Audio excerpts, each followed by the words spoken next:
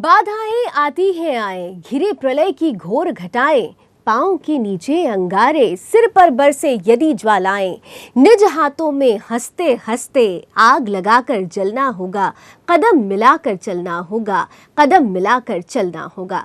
नमस्कार, आपके साथ मैं हूं लावनी श्रीवास्तव और आज खास तौर पर ये पंक्तियां समर्पित हैं देश के प्रसिद्ध लोकप्रिय जन नेता, राष्ट्रवाद के उदारवादी चेहरे के रूप में जाने वाले भारत रत्न पूर्व प्रधानमंत्री अटल बिहारी वाजपेयी जी को। वाजपेयी जी का आज 92वां जन्मदिन है और यही वजह है कि खास तौर से हम ये कार्यक्रम आपके बीच लेकर आए हैं। केंद्र सरकार अटल बिहारी वाजपेयी जी के जन्मदिन को आज गुड गवर्नेंस डे के तौर पर मना रही है। पीएम मोदी समेत तमाम दिग्गजों ने वाजपेयी जी को उनके जन्मदिन पर बधाई दी है। अटल बिहारी वाजपेयी जी यूं तो भारतीय राजनीति के पटल पर एक ऐसा नाम है जिन्होंने अपने व्यक्तित्व से विशेष सम्मान हासिल किया, बल्कि तमाम बाधाओं को पार करते हुए 90 के दशक में बीजेपी को स्थापित करने में भी अहम भूमिका निभाई। ये वाजपेयी जी के ही व्यक्तित्व का सम्मोहन था कि बीजेपी के साथ उस समय नए सहयोगी दल जुड़ते गए, जबकि बाबरी मस्जिद विध्वंस के बाद दक्षिणपंथी झुकाव के कारण उस जमाने में बीजेपी को राजनीतिक रूप से अछूत माना जाता था, लेकिन दक्षिणपंथी राजनीति के उदारवादी चेहरा होने के नाते अटल बिहारी वाजपेयी जी की बातों को लोगों ने समझा और तमाम राजनीतिक दल बीजेपी के साथ जुड़ते चले आए। भी आलोचना की गई और वहीं बीजेपी के तमाम नेताओं ने आज अटल जी को खास तौर पर जन्मदिन की शुभकामनाएं दी हैं। पूरा देश आज पर्व जैसे उत्सव जैसे मना रहे हैं। हम दीर्घायु का कामना करते हैं, स्वास्थ्य का कामना करते हैं। अटल जी हिंदुस्तान के एक लिविंग आइकॉन है, सुशासन का और विकास का। इतना ही ईश्वर से प्रार्थना करता हूं, अटल जी दीर्घायु रहे, स्वस्थ रहे, पूरा देश को, दुनिया को, आने वाले पीढ़ियों को उनका प्रेरणा, उनका स्फूर्ति, उनका आशीर्वाद मिलता रहे। देखिए, भारत के इतिहास में अटल जी का नाम उन स्वर्ण अक्षरों में लिखा गया है और हमेशा उसी रूप में देखा जाएगा जो पहली बार देश में गैर कांग्रेसी प्रधानमंत्री के रूप में इस देश में आए। आज अस्वस्थ हैं, लेकिन हमारे बीच में है, इस बात की बड़ी खुशी है। और ये सब हमारे जैसे लोग और हमारे जैसे लाखों कार्यकर्ताओं के लिए एक बड़े प्रेरणा के स्रोत रहे। और मुझे विश्वास है कि उनकी प्रेरणा के साथ, उनकी सोच के साथ, उनकी शैली के साथ, जो शैली उन्होंने दिया है माननीय प्रधानमंत्री नरेंद्र मोदी जी, उसी शैली के आधार पे आगे बढ़ रहे हैं और देश एक नई दिशा में बढ़ रहा है। भारत के इतिहास में सबसे कम उम्र का कैबिनेट मिनिस्टर उन्होंने मुझे बनाया और मैं अपनी जिंदगी का आदर्श मानता हूं। मैं अटल बिहारी वाजपेयी के पद चिन्हों पर चलकर जीने की कोशिश करता हूं, उन्हीं की तरह शालीन भाषा बोलने की कोशिश करता हूं। आज पूरे देश के लोगों को फख्र है कि भारत माता ने एक ऐसा सपूत दिया अटल बिहारी वाजपेयी के रूप में जो भारत रत्न है, और पूरा देश उन पर गर्व कर। तो पूरा देश अटल जी की दीर्घायु की कामना कर रहा है, उन्हें जन्मदिन की बधाई दे रहा है। राष्ट्रीय क्षितिज पर स्वच्छ छवि के साथ अजात शत्रु कहे जाने वाले कवि और पत्रकार सरस्वती पुत्र अटल बिहारी वाजपेयी एक व्यक्ति का नाम नहीं है, बल्कि एक राष्ट्रीय विचारधारा का नाम है। अटल बिहारी वाजपेयी का जन्म 25 दिसंबर 1924 को ग्वालियर में हुआ। एक तरफ जहां पूरे शहर के गिरजाघर में घंटियों और तोपों की आवाज गूंज रही थी, तो वहीं दूसरी ओर शहर में जब प्रभु ईसा मसीह का जन्मदिन मनाया जा रहा था, तो वहीं दूसरी ओर पुत्र होने की खुशी में घर में फूल की थाली बजाई जा रही थी। अटल जी के पिता पंडित कृष्ण बिहारी वाजपेयी हिंदी, संस्कृत और अंग्रेजी तीनों भाषा के विद्वान थे। पंडित कृष्ण बिहारी वाजपेयी ग्वालियर राज्य के सम्मानित कवि थे और यही वजह थी कि एक अटल बिहारी वाजपेयी जी भी एक स्वच्छंद कवि के रूप में आगे आए। उनका साहित्यिक पक्ष भी उनका एक अनोखा पक्ष माना जाता रहा। तो ऐसे में ये कहना गलत बिल्कुल नहीं होगा कि अटल जी को कवि की जो छवि थी वो विरासत में मिली थी। एक नहीं, दो नहीं करो 20 समझौते जो पाकिस्तान से कहा गया है। एक नहीं, दो नहीं करो 20 समझौते पर स्वतंत्र भारत का मस्तक नहीं झुकेगा। अगणित बलिदानों से अर्जित यह स्वतंत्रता, अगणित बलिदानों से अर्जित यह स्वतंत्रता, सुश्वेद शोणित से सिंचित यह स्वतंत्रता, त्याग तेज तप बल से रक्षित यह स्वतंत्रता, दुखी मनुजता के हित अर्पित यह स्वतंत्रता। इसे मिटाने की साजिश करने वालों से कह दो चिनगारी का खेल बुरा होता है। इसे मिटाने की साजिश करने वालों से कह दो चिनगारी का खेल बुरा होता है। औरों के घर आग लगाने का जो सपना वह अपने ही घर में सदा खड़ा हो। अमेरिकी शस्त्रों से अपनी आजादी को दुनिया में कायम रख लोगे यह मत समझो। अमेरिकी शस्त्रों से अपनी आजादी को दुनिया में कायम रख लोगे यह मत समझो। 10-20 अरब डॉलर लेकर आने वाली बर्बादी से तुम बच लोगे ये मत समझो। धमकी जिहाद के नारों से हथियारों से कश्मीर कभी हथिया लोगे यह मत समझो। हमलों से अत्याचारों से संहारों से भारत का शीश झुका लोगे यह मत समझो। जब तक गंगा की धार, जब तक गंगा की धार सिंधु में ज्वार, अग्नि में जलन, सूर्य में तपन शेष, स्वातंत्र समर की वेदी पर अर्पित होंगे अगणित जीवन यौवन शेष। अमेरिका क्या संसार भले ही हो विरुद्ध, कश्मीर पर भारत का ध्वज नहीं झुकेगा। एक नहीं दो नहीं, एक नहीं दो नहीं करो 20 समझौते, पर स्वतंत्र भारत का निश्चय नहीं रुकेगा। तो चिंगारी का खेल बुरा होता है। अटल जी ने इस कविता के माध्यम से अंतर्राष्ट्रीय पटल पर भारत की एक धमक दिखाने की कोशिश की थी और एक सीधा मैसेज देने की कोशिश की थी। अटल जी ने स्वाधीनता संग्राम में भी बढ़ चढ़कर हिस्सा लिया। जब देश आजाद हुआ तो उनका झुकाव राजनीति की ओर होने लगा। उन्होंने सन 1952 में श्यामा प्रसाद मुखर्जी और दीनदयाल उपाध्याय के साथ मिलकर भारतीय जनसंघ की स्थापना की। मोरारजी देसाई की सरकार में सन 1977 से 1979 तक विदेश मंत्री रहे और फिर विदेशों में भारत की छवि को खूब निखारा। अटल बिहारी वाजपेयी जी ने सन 1997 में प्रधानमंत्री के रूप में देश की बागडोर संभाली। फिर 19 अप्रैल 1998 को दोबारा प्रधानमंत्री पद की शपथ ली और उनके नेतृत्व में 13 दलों की गठबंधन सरकार ने 5 सालों में देश के अंदर प्रगति के नए आयाम छुए। परमाणु शक्ति संपन्न देशों की संभावित नाराजगी से विचलित हुए बिना उन्होंने अग्नि 2 और परमाणु परीक्षण करके देश की सुरक्षा के लिए साहसिक कदम भी उठाए। तो आइए नजर डालते हैं उनके प्रभावशाली कुछ भाषणों पर। हम सेक्युलरवादी नहीं हैं, इसलिए सेक्युलरवाद के जितने भी रक्षक हैं आओ इकट्ठे हो जाओ, लाठी डंडे संभाल लो और भाजपा को सत्ता से हटाओ। लोकतंत्र संख्या का खेल है और संख्या हमारे पक्ष में नहीं है। हमने जन समर्थन प्राप्त करने का जन समर्थन हम प्राप्त करने में सफल हुए। सबसे ज्यादा हमें जन समर्थन मिला है।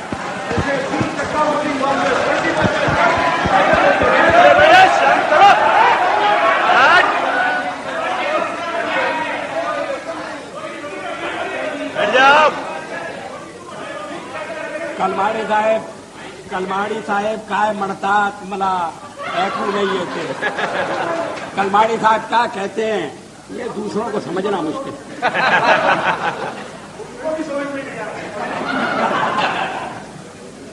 अध्यक्ष महोदय, इस पहलू पर भी विचार होना चाहिए। कभी हम इस सदन में 2 रह गए थे, पहली बार चुने गए तब 4 थे। आएगा तब हम उसका सामना करेंगे। आज तो हम इतनी बड़ी संख्या में बैठे हैं कि आपके साथ कोई तुलना नहीं हो सकती। थोड़ी हम विजयी हुए, हम में विनम्रता है, पराजय में तो आत्म मंथन होना चाहिए।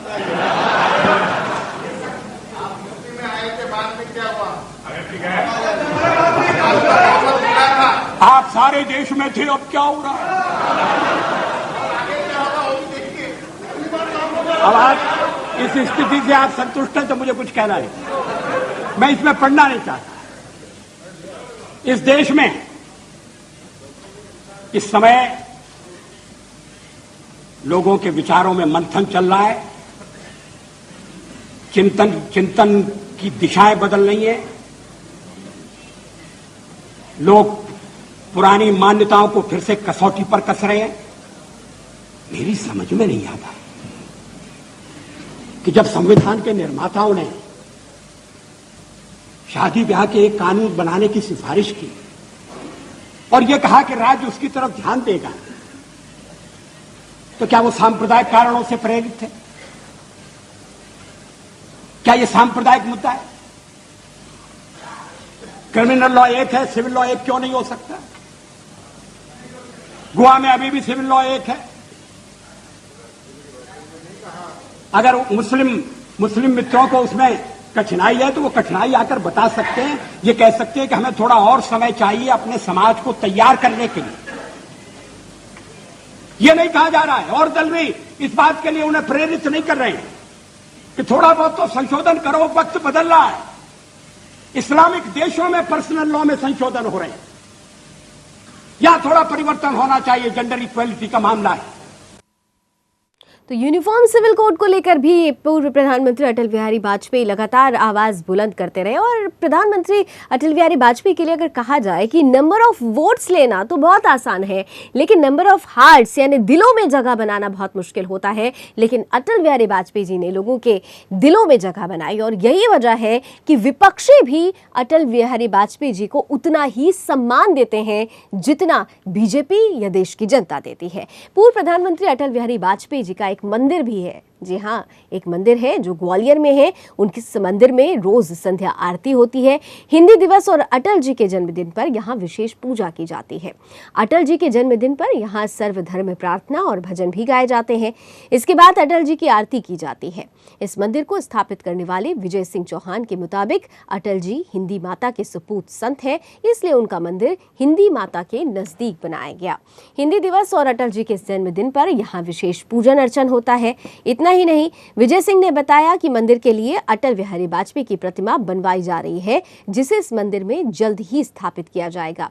विजय सिंह का मानना है कि कई संतों के मंदिर देश में पहले से बने हुए हैं, तो पूर्व प्रधानमंत्री अटल बिहारी वाजपेयी भी उनमें से ही है, एक संत ही है, इसलिए संत का मंदिर होना जरूरी है। विजय सिंह चाहते हैं कि आने वाली पीढ़ी अटल बिहारी वाजपेयी के बारे में जान सके, इसलिए ये मंदिर बनवाया गया है।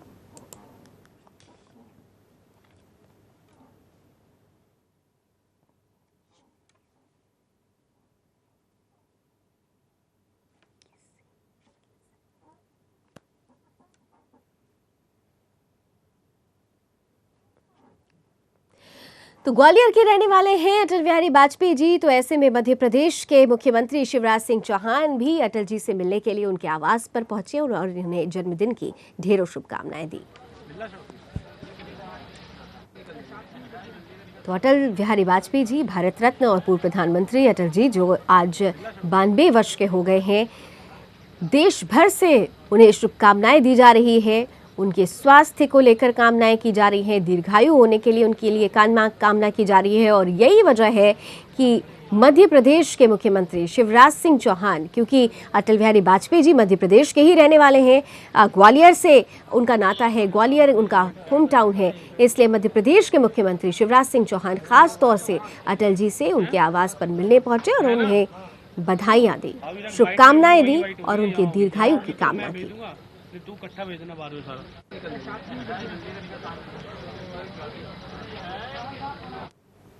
और बीजेपी नेताओं ने भी तमाम तरीके से अटल जी को आज जन्मदिन की बधाई दी है। बीजेपी नेता विजय गोयल किस तरीके से अपने शब्दों के जरिए अटल जी को बधाई दे रहे हैं, आइए सुनते हैं। देखिए, जो वाजपेयी जी के समय के अंदर विकास हुआ, उन्हीं विकास के कामों को और आगे लेके आज हमारे देश के प्रधानमंत्री नरेंद्र मोदी जी जा रहे हैं। इसी को सुशासन दिवस कहते हैं। और देखिए, जिस तरीके से उनसे प्रेरणा लेकर आज भ्रष्टाचार के खिलाफ हमारे प्रधानमंत्री जी ने और इस सरकार ने जंग छेड़ी हुई है, मैं समझता हूं उससे गरीबों का बहुत बड़ा फायदा होगा। तो अटल बिहारी वाजपेयी जी एक नए युग के प्रणेता कहे जाते रहे हैं। उन्होंने जिस तरीके से लोगों के दिलों में जगह बनाई है उसकी बानगी इसी से समझ में आती है, इसी बात से समझ में आती है कि विपक्षी भी लगातार उनका सम्मान करते रहे, उनकी बातों को समझते रहे। और यही वजह है कि एनसीपी नेता माजिद मेमन ने भी आज अटल जी को उनके जन्मदिन पर शुभकामनाएं दी। देखिए, दुख की बात तो यह है, मन की बात तो अपनी जगह है। दुख की बात यह है कि प्रधानमंत्री सिर्फ अपने मन की बात कहा करते हैं, कहने में माहिर हैं, करने में पीछे हैं, सुनते नहीं, करते नहीं, बोलते चले जाते हैं। भाषण बड़े अच्छे देते हैं, लोगों को भाइयों और बहनों पुकार कर वो बार बार जज्बाती तौर पर अपनी तरफ लाने की कोशिश करते हैं।